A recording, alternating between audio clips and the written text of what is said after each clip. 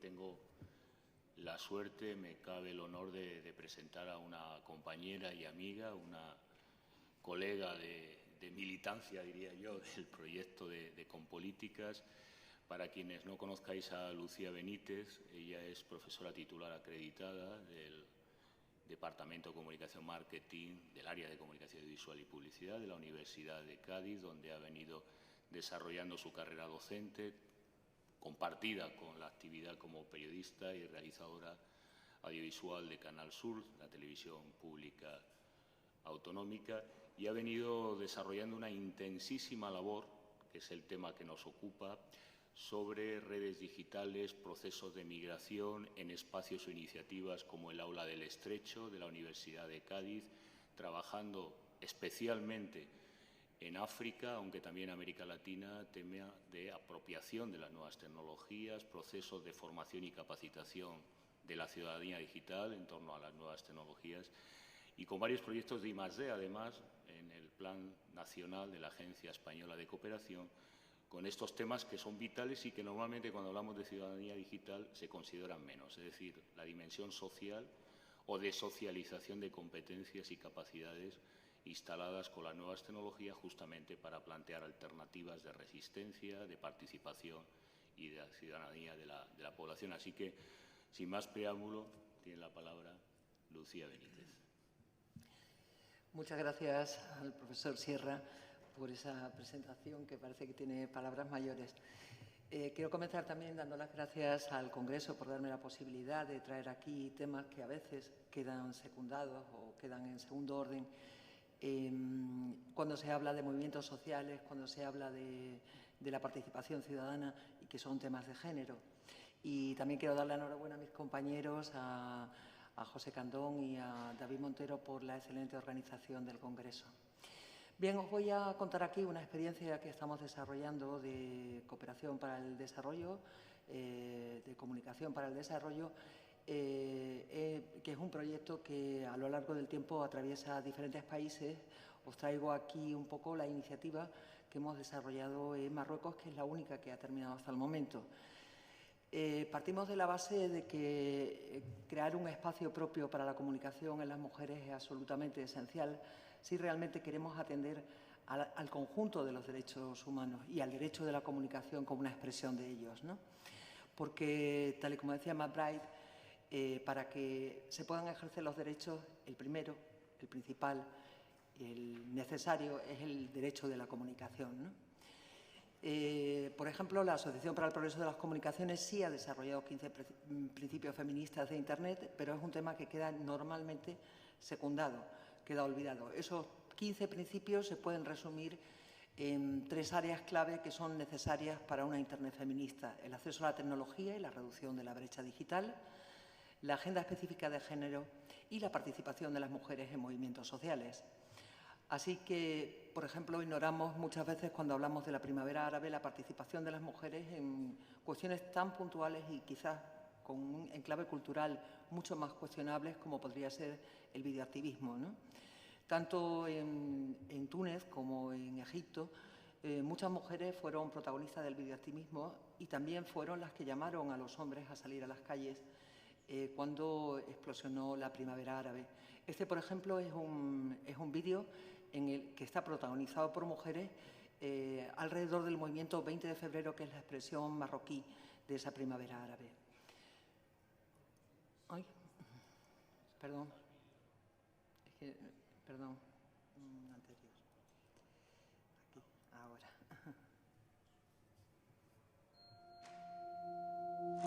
نهار 16 مارس غنمشي نتبرع بدمي لخوتي اللي كيموتوا في السبيطارات ما عندهمش تغطيه صحيه. نهار 17 مارس غنعطي ورده. Ay, lo siento mucho, no sé qué ha ocurrido, pero el vídeo lo tengo también aquí, si en un segundo lo pongo. Me parece importante porque es un tipo de imagen que no estamos acostumbrados a ver.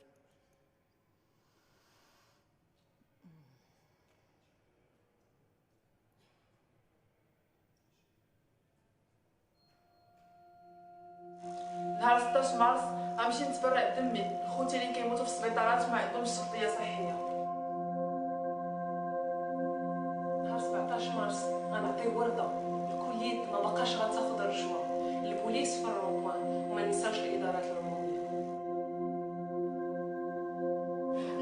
19 مارس بغيناه يكون يوم المحاسبة، وكنطلبوا من أي واحد غادي يمشي لشي إدارة عمومية يحترم نوتو في الصف وما يسمح حتى واحد يتعدى على حقوقه. نهار 19 مارس في بلاصة ما نتفرجوا في القنوات المغربية اللي برامجها غير تربوية وما كتعبرش على هموم الشعب، كل واحد فينا يعبر على مشاكله بالكتابة في البلوغ ولا عبر الفيديو. 20 مارس موعد لأي مغربي باغي يزيد بلادو للقدام، لأن التغيير ما بقاش قادر يتسنى، وحيت إلا ما هضرناش حنا على حقنا ما كاينش اللي غيهضر عليه.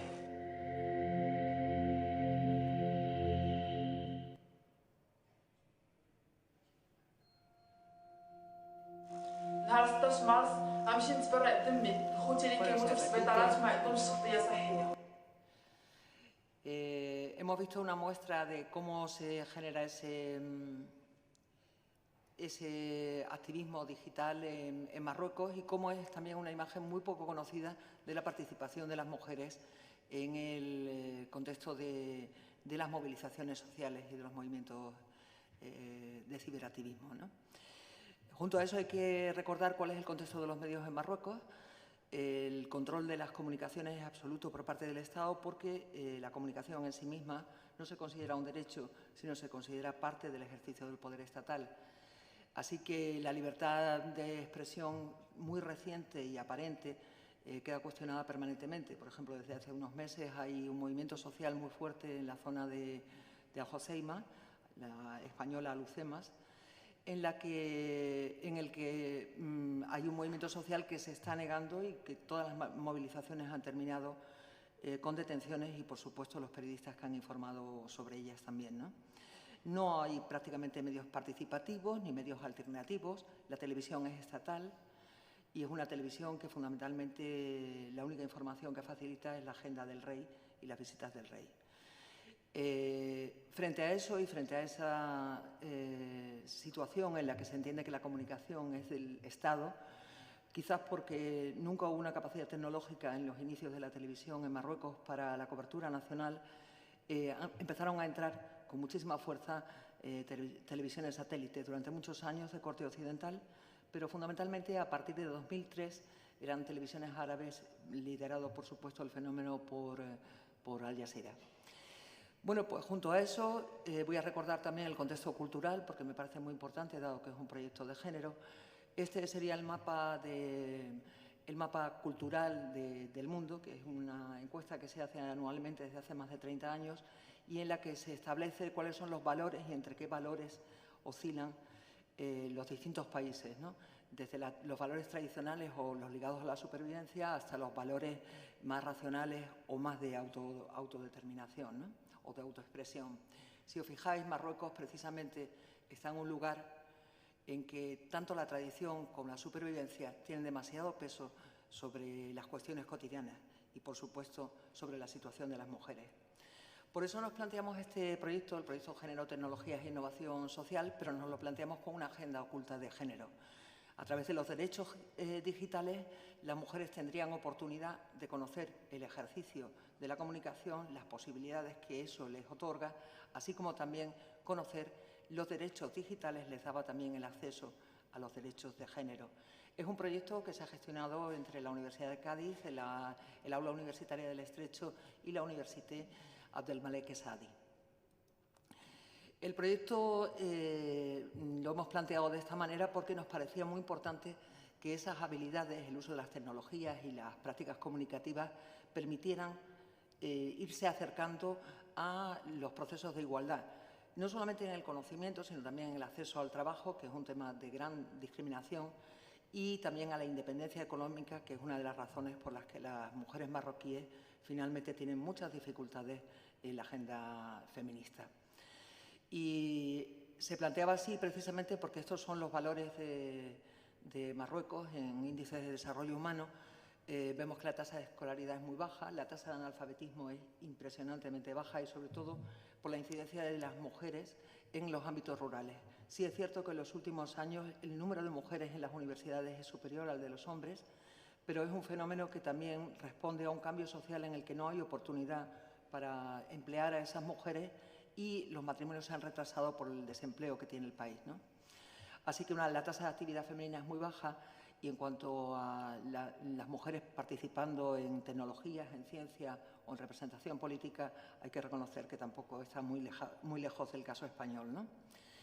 El proyecto como tal se formuló desde el enfoque de marco lógico, se hace así ahora mismo, no solamente dentro de la Agencia Andaluza de Cooperación para el Desarrollo, que es quien ha financiado este proyecto, sino se hace prácticamente en todas las instituciones de cooperación y, sin embargo, consideramos que es un modelo muy anticuado porque especifica muy bien cuáles son los objetivos, facilita mucho el control de los logros, pero, sin embargo, no consulta jamás qué es lo que se quiere hacer o cuál es el objetivo para las personas que son beneficiarias. Por eso, a pesar de que está formulado por esa línea del enfoque de marco lógico, en realidad se ha gestionado, y aunque parezca contradictorio, por la investigación, acción, participación, ¿no? Planteando la situación a partir de las necesidades no solamente de las mujeres, sino de las comunidades beneficiarias, para que sea más posible y más fácil ese empoderamiento de las mujeres, ¿no? Ha tenido 3 fases. En la primera fase se formaron a 28 mujeres marroquíes que eran emprendedoras y en su gran mayoría alumnas de posgrado de esa universidad y a partir de unos cursos obtenían ese título, el de agente de dinamización social, gestión de tecnologías e innovación social.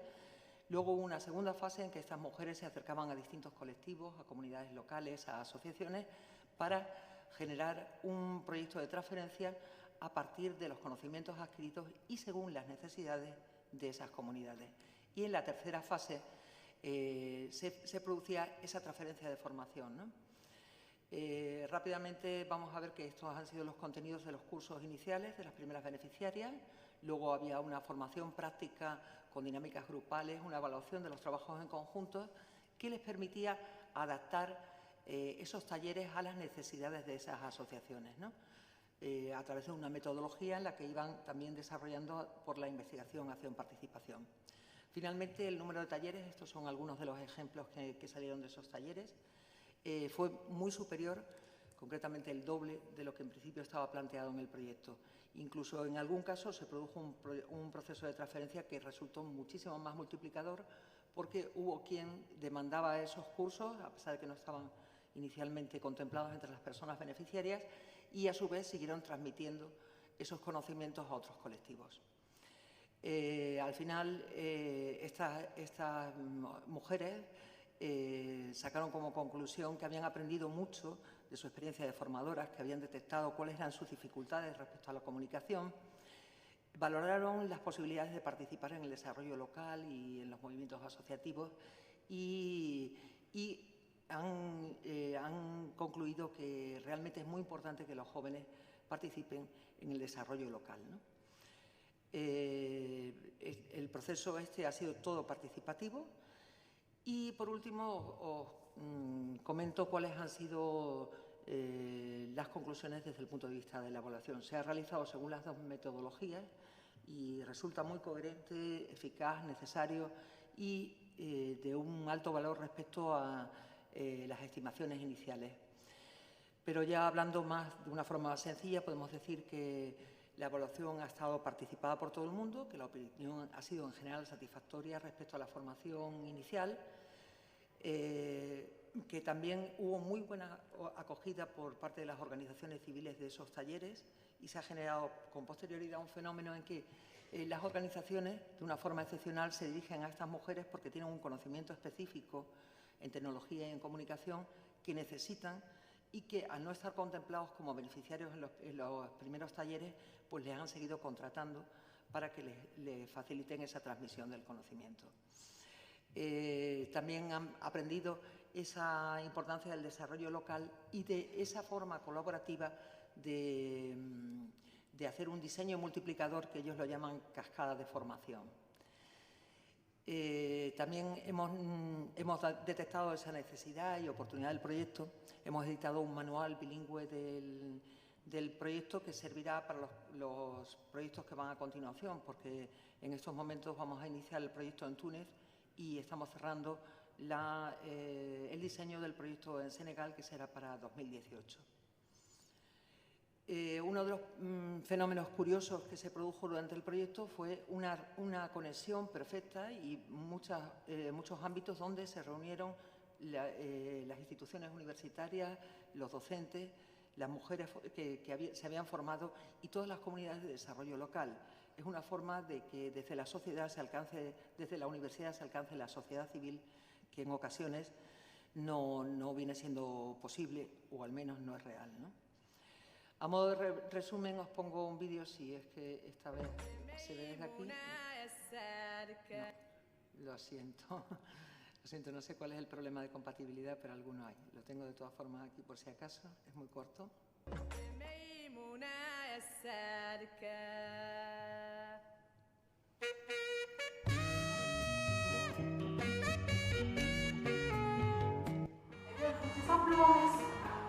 Si vous me donnez 50 €, je pourrais vous envoyer le premier numéro.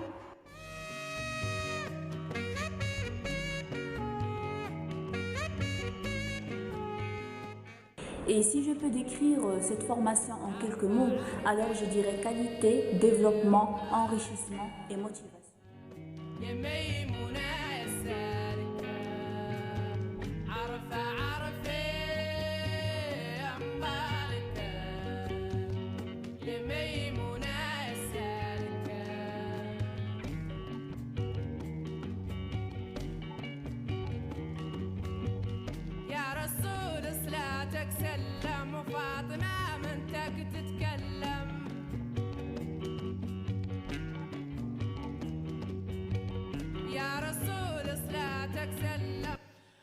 Bueno, con esto termino porque también me parece importante que demos la oportunidad para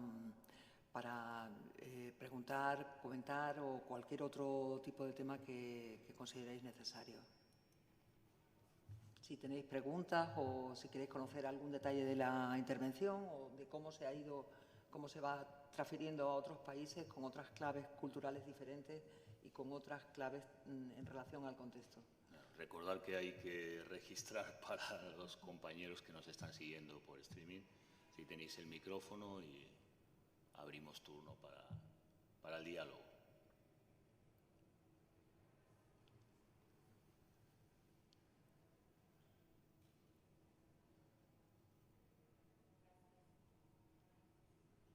No, está apagado.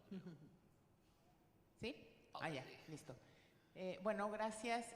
Muy interesante la presentación. Por supuesto que me quedan muchas dudas porque fue muy rápido, ¿no?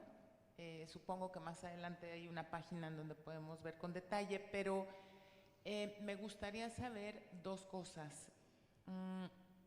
Las mujeres que participan en los talleres, ¿hay algún perfil específico, un cierto nivel de habilidades digitales previas o es voluntario o cómo es que se arman los talleres? Esa sería una.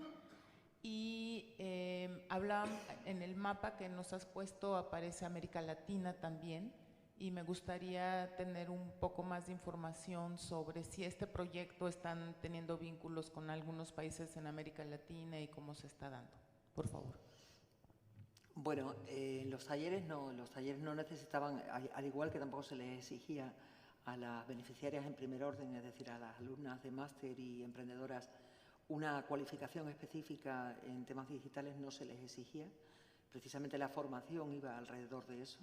Es un catálogo de competencias digitales aplicadas tanto a la comunicación, a los derechos de género y los derechos civiles, como también a las capacidades de emprendimiento, de crear comunidades y de fortalecer la sociedad civil. Entonces no se les exigía, de la misma forma que luego a esas asociaciones lo que se les trataba de transmitir toda esa información y esa formación adaptada a sus necesidades. Había asociaciones de todo tipo y cada asociación pedía qué necesitaba. Las había que querían solamente dinamizar su página social, otras querían constituir una comunidad que la comunicación les sirviera para gestionar proyectos. La verdad es que han sido experiencias muy dispares porque también los colectivos eran muy dispares. Y en cuanto a América Latina, en principio este proyecto, por ahora al menos lo hemos planteado solamente para África, ¿no? En el caso de Marruecos ha ido solamente la Universidad de Cádiz. En el caso de Túnez vamos en asociación con la Universidad de Sfax. Y en el caso de Senegal, y previsiblemente si hay una continuidad en otros países de África subsahariana, contamos como socio con Mujeres por África, que está muy interesada porque quiere enlazar esta experiencia con otras iniciativas que ya tienen tanto en Senegal como en otros países.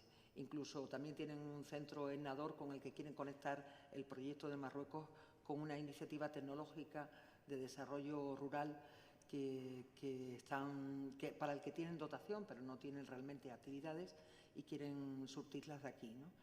También a partir de ahora empezamos con una fase en la que vamos a poner en contacto todas las participantes de los proyectos en distintos países para que tengan un alcance más global y puedan intercambiar experiencias, de manera que se fortalezcan mutuamente, porque incluso dentro de los países del Magreb, que son países de origen musulmán, y hay un mayor control de las mujeres, también la diferencia es muy grande respecto a la experiencia de Túnez, donde a ese proyecto vamos precisamente con una formación muy fuerte en seguridad y seguridad digital y ciberactivismo, porque han tenido que soportar muchas consecuencias de las movilizaciones, mientras en el caso de Marruecos, que hay un control muchísimo mayor de las comunicaciones, esa experiencia es distinta.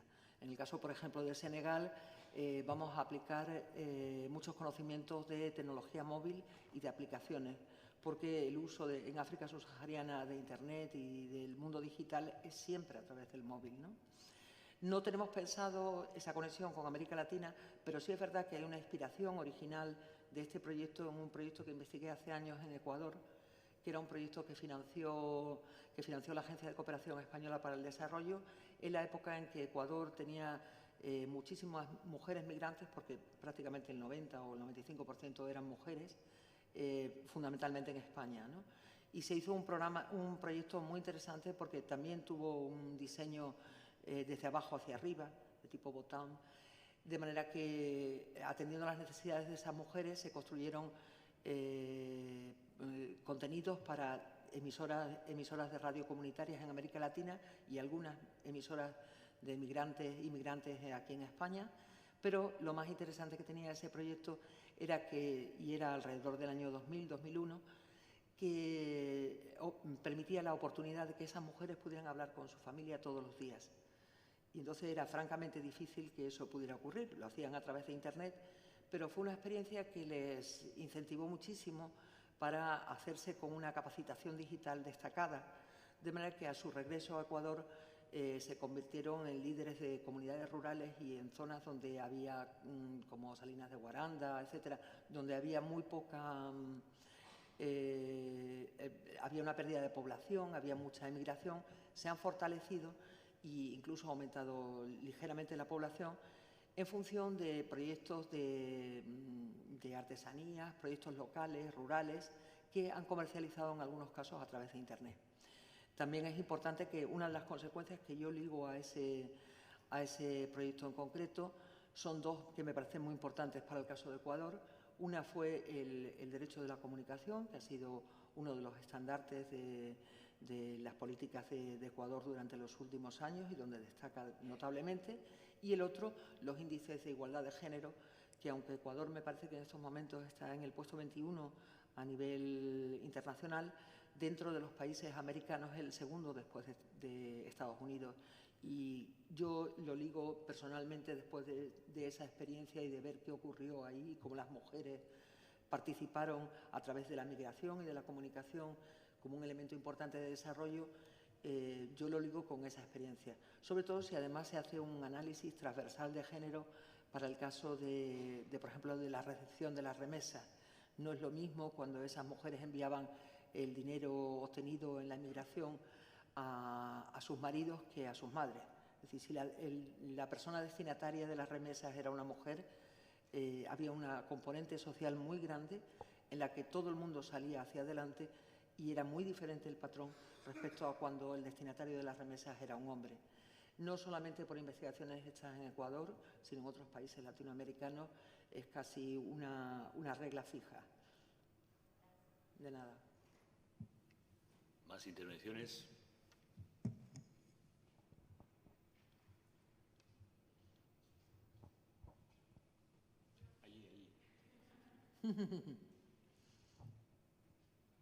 Hola. Pues, Hola. Me gustaría plantearte dos cositas. Una, que no sé si he entendido bien, incluiste una agenda oculta de género. Y la segunda, bueno, según tu respuesta, que en qué medida habéis tenido dificultades a la hora de que os aprueben esa formación en género. Pues eso, gracias. Bueno, la agenda oculta de género, hay que decirla, lo que ha intentado evitar es el choque cultural, ¿no? Es decir, si nosotros vamos con una agenda feminista occidental, recibimos el rechazo y probablemente incluso también de las mujeres, ¿no? Porque también en los feminismos hay muchos matices, muchos colores y muchas formas de verlo, ¿no? Entonces nos parecía más importante que hacer un manifiesto claro de que los derechos de género estaban en el proyecto, los íbamos transmitiendo a través de los contenidos de los derechos digitales como un escenario de igualdad hipotética absoluta. Es decir, la comunicación en Internet, salvando la brecha digital, nos permite una comunicación horizontal e igualitaria. El acceso a contenidos, a derechos, etcétera, les va empoderando y les va dando la impresión, y además, de hecho, de la investigación posterior que estamos haciendo sobre los resultados del proyecto, sabemos que es así, les da herramientas para entender que esa igualdad también puede existir en la vida social. Y digo el tema cultural porque también hay una visión muy occidental sobre problemas culturales que afectan especialmente a las mujeres en Marruecos, y como durante años he hecho proyectos de investigación y también he dado docencia allí, me parecía muy importante evitar conflictos, ¿no? No lo veo necesario. Hay cosas que son muy llamativas y digo, por ejemplo, que yo he tenido alumnas que me han contado que ellas han enseñado a sus madres a ponerse el velo. He tenido padres de alumnas que han venido a decirme a discutirme sobre el velo de sus hijas. Y yo no entro en esa discusión. Yo lo único que les digo que me parece muy bien, el respeto a la tradición, que es el argumento que salen, pero que no entiendo por qué vienen ellos en chándal y no traen unas babuchas y un castán, ¿no? Por ejemplo. Lo digo porque eso no es discutirles cómo tienen que ir vestidos o no. Digo, es discutir simplemente que si hay que hablar sobre cómo vamos vestidas las mujeres, que por cierto es otro tema universal, pues podemos hablar también de por qué van los hombres vestidos como van, ¿no? Es una cuestión de estrategia. Y la otra pregunta, perdona, se me ha pasado ahora. A nivel institucional, ¿en qué medida habéis tenido dificultades a la hora de que os aprueben esa carga en género, en formación en género? Bueno, es que ya digo que la formación en género no aparece en el programa, aunque desde luego todas las docentes fueron profesionales porque el proyecto así lo exigía, y bueno, todas menos un caso que era un hombre, pero también con una trayectoria muy notable, tanto en el trabajo de género en países como Túnez y Marruecos. Es decir, que era un profesorado muy cualificado, y todas esas personas tenían su discurso de género, pero ese discurso de género iba apoyado por las tecnologías. Formalmente, evidentemente, ha sido aprobado porque era un proyecto de capacitación en el que el país tiene muchas necesidades y que además ya lo quisieran todos para ellos.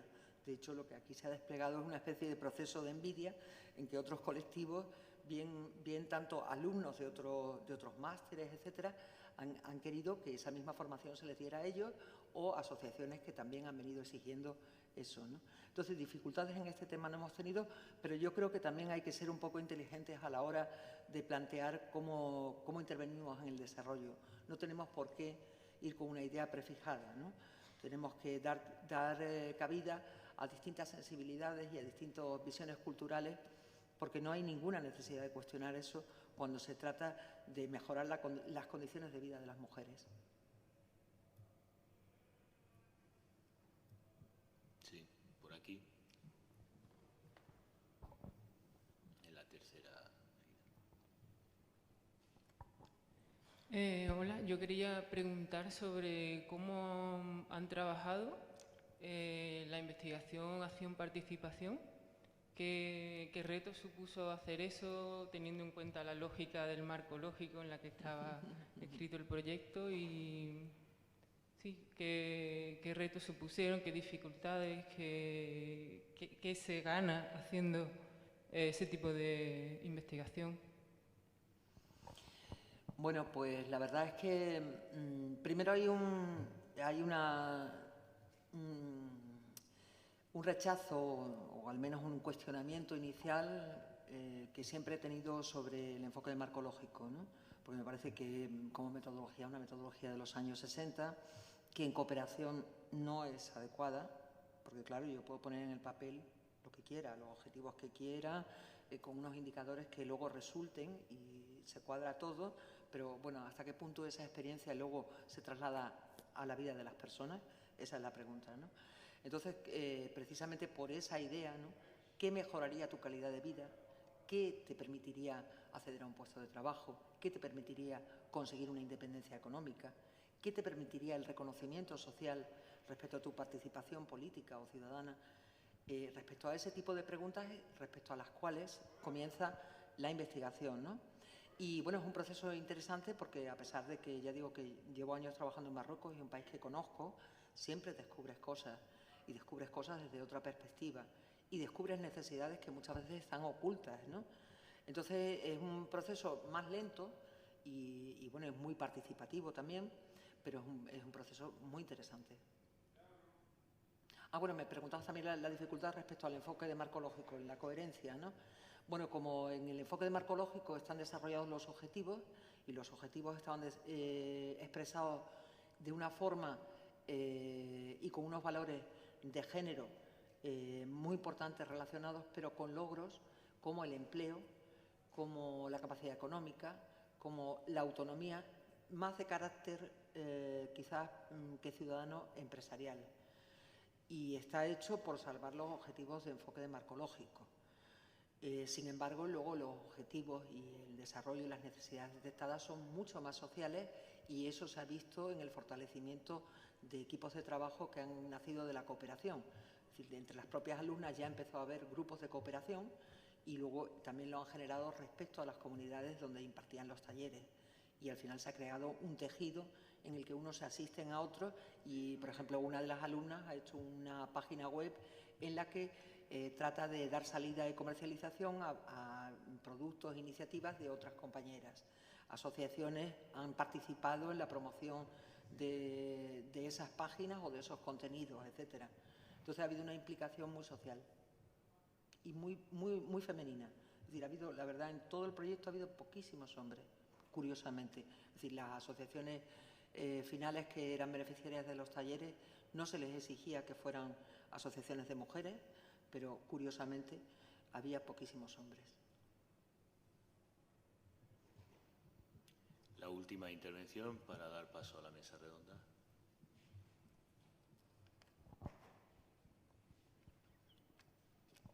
Hola, ¿qué tal? Mi pregunta tiene que ver con la intersección entre tecnología y género. Si el proceso de formación que hicieron iba por transferencia de habilidades en tecnología por un lado y su agenda oculta de género por el otro, o si hicieron una mirada de género sobre la tecnología, si problematizaron cómo todos los patrones heteropatriarcales se trasladan al ciberespacio y cómo eso afecta y nos afecta a las mujeres en estos entornos. Sí, bueno, ya digo que formalmente no se ha planteado así, aunque todo el profesorado sabía qué proyecto íbamos y qué era necesario que conocieran. Muchas veces impartir esa formación específica como una formación de género no genera necesariamente mejores beneficios. Suele ser muchísimo más práctico, por lo menos mi experiencia me dice que es así, plantear la cuestión en función de comparaciones, es decir, utilizar ejemplos que comparen distintos indicadores, ejemplos de cómo se hace aquí una política comunicativa y cómo se hace en otros sitios. Y finalmente ves que la gente llega a la misma conclusión, pero es una conclusión propia, no es impuesta, no es parte de un discurso de docencia, sino surge de la propia experiencia y de la propia capacidad de análisis que se les da cuando tienen herramientas suficientes, tiempo y algún estímulo, que en este caso, por ejemplo, el estímulo fundamental que tenían era que las docentes de los talleres recibían una compensación económica por esos cursos. y para ellas era muy importante. También ahí entiendo yo que hay una de las claves del éxito de la experiencia, porque se dan muchos cursos de formación que luego no tienen una aplicación práctica inmediata. De manera que la gente olvida esos conocimientos y no tienen un escenario donde desarrollarlos. Y en cambio aquí, a continuación de terminar la formación, ya van poniendo en práctica todos los conocimientos. Y de hecho, ellas a la hora de ir a investigar las necesidades sociales de las comunidades, la perspectiva de género la tenían, y la tenían muchísimo más clara de lo que expresamente se les había formado a lo largo de los cursos. Bien, agradecemos a la profesora Lucía Benítez por la exposición, que creo que es un tema no solo transversal, sino central en este evento. Y sin más preámbulos, pediría un aplauso por la exposición y José Candón, que modera el siguiente